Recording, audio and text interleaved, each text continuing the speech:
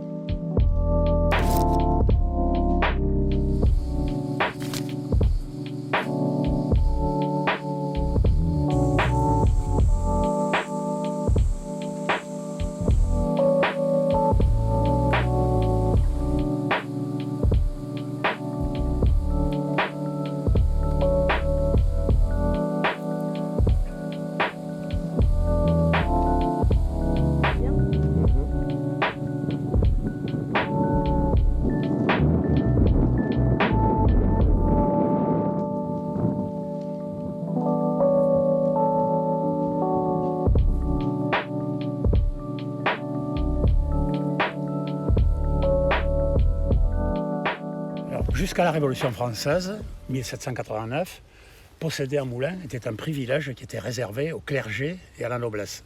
Donc les moulins étaient toujours, qu'ils soient à vent ou à eau, les moulins étaient toujours rattachés soit à un château, soit à un monastère. À Verdelais, ils étaient rattachés au monastère des Célestins, puisqu'il a été construit en 1730. Et pour eux, c'était en fait une source de revenus. Il était loué à un meunier laïque, et les paysans avaient obligation d'aller faire moudre au moulin, et le meunier prélevait une part de la récolte pour assurer sa subsistance et pour payer le loyer aux moines célestins.